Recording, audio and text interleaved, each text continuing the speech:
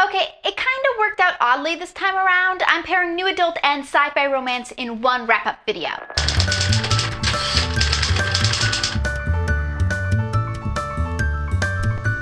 On Dublin Street by Samantha Young, sorta new adult, sorta contemporary romance. Like all new adult books, Jocelyn has a very troubled past and she goes to Scotland to try to leave it all behind.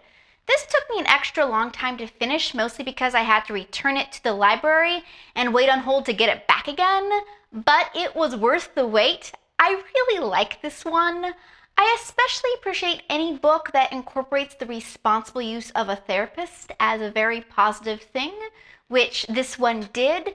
So if you're looking for a good contemporary romance / new adult book, try this one.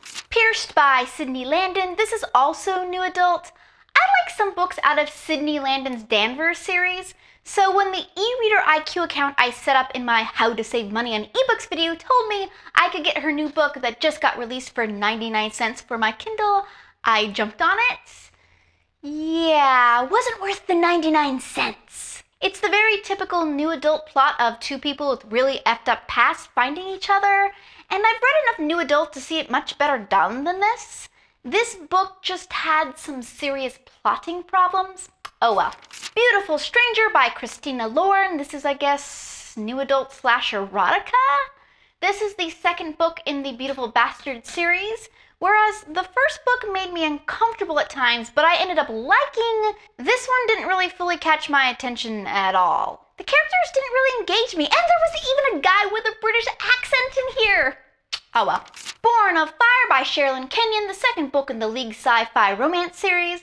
I really love the first book in the series. This second one is about a bounty hunter and the bounty she's been hired to pursue. The stakes are high as her sister's life hangs in the balance. I really liked this book. Sure, it occasionally resorted to convenient tropes to move the plot along, but the story was engaging and fed my current obsession with sci-fi romance quite nicely. The Down Home Zombie Blues sci-fi romance by Linnea Sinclair. Okay, here's the story. I loved Linnea Sinclair, and I read through all her books that I could find at the library, and I was desperate for my Linnea Sinclair fix. Now, Down Home Zombie Blues has a 3.56 on Goodreads, but I was desperate here, so I hunted it down on Amazon. Turns out there's a reason it's so hard to find. Not her best effort. It's clunky, it's too long. The basic storyline wasn't bad. I mean, come on, zombies, who doesn't love zombies? But the book needed some finessing and a lot of editing work. Midnight Crystal by Jane Castle, the third book in the Dreamlight trilogy. This gets confusing. Okay, there's this author named Jane Ann Krentz. She writes contemporary romance. Under her maiden name, Jane Castle, she writes sci-fi romance. And she uses the name Amanda Quick for her historical romances. Simple, right? A different pen name for past, present, and future. But then she decides to write a trilogy. One book is set in the past, one in the present, and one in the future. So she literally writes each book in the trilogy under a different pen name. This is the last book in the trilogy, so this is the book set in the future, and so it's officially written by Jane Castle. Crazy. This series is about a lamp with a curse, and the men it's cursed through the centuries, and the woman who saved them. I like this series, and this one is a cute little addition to the story. I like that both lead characters are leaders in their own sectors. There's no unequal power balance in this relationship.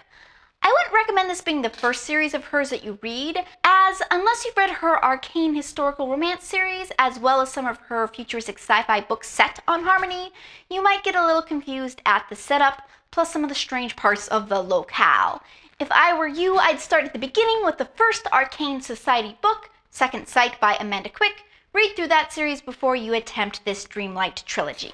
Okay, I love new adult. There's only one plotline, it seems, which is the something horribly happened as a teen and they're trying to recover from it, which is a really powerful storyline that I've seen done really, really well, but I really want to see the genre mature and be like the YA genre, where you have dystopian YA, contemporary YA, fantasy YA. Where's my sci-fi new adult or fantasy new adult or something?